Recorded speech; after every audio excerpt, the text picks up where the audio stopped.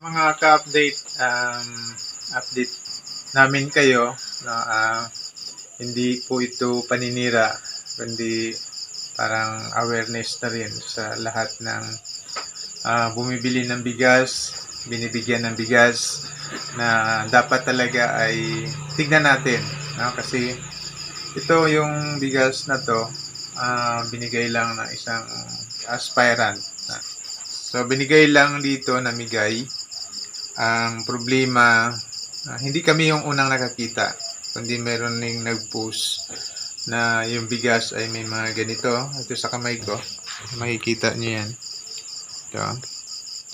So para siyang mga bubog, marami.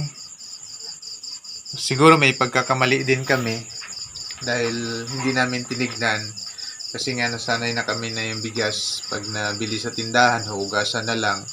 So wala na rin siyang palay. Minsan may mga lumulutang, pero lumulutang yun. Yung problema, ito hindi lumulutang eh. Kaya napakadelikado. Yun yung pagkakamali namin siguro. Doon naman sa nagbigay, so salamat dahil may puso kayong nagbibigay, pero pakicheck din po sana, no? Pakicheck nyo din po yung pinapamigay ninyo na hindi rin po perwisyo sa inyong binibigyan, no? At sa makapanood ng video ito dito to sa Palawan, no, baka hindi pa kayo nabigyan, kung sakaling mabigyan kayo ay i-check nyo na agad na para hindi kayo mabiktima na makakain ng ganito. Kami kasi nakakain. Actually may sinaing dito. Yan yung sinaing namin. Titignan natin kung mayroon pang mga ganyan na makukuha. Ito. Hindi siya makitaan eh.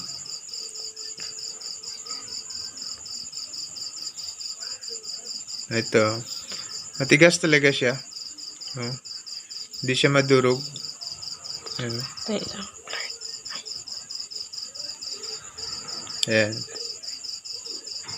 Hindi siya madurog. So, ito na yung sinaing namin.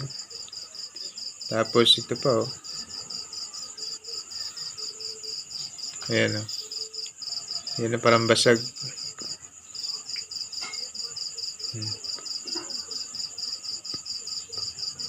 So, titignan natin sa loob.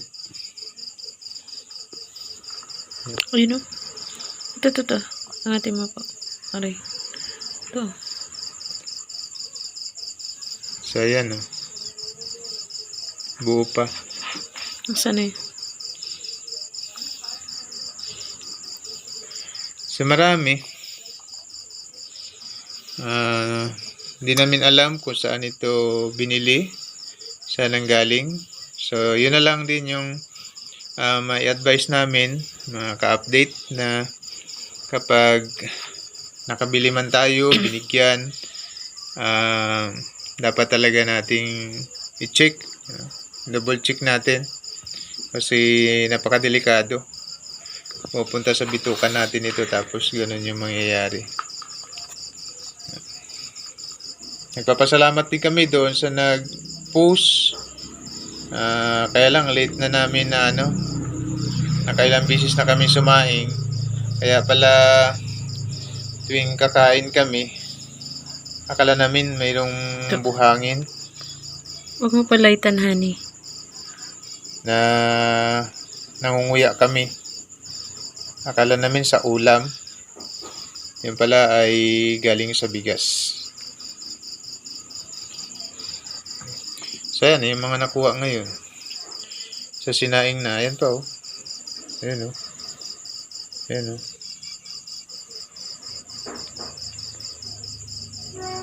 Ayan, maliit lang.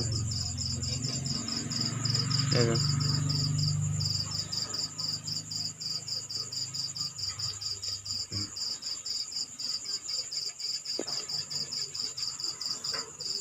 Ayan.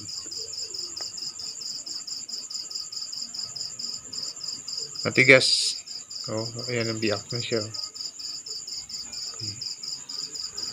Muli po, ginawa namin to, nag-vlog kami, hindi para sirain yung politiko, na nagbigay nito, kundi bilang ano lang, awareness na doon sa mabibigyan pa lang, dito lang sa amin sa Puerto. Ayan.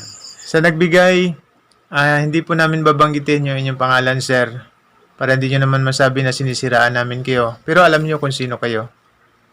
Sa pagbigay nyo, nagpapasalamat kami.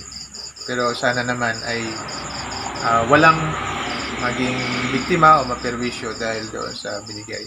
Thank you very much po. To God be the glory and God bless.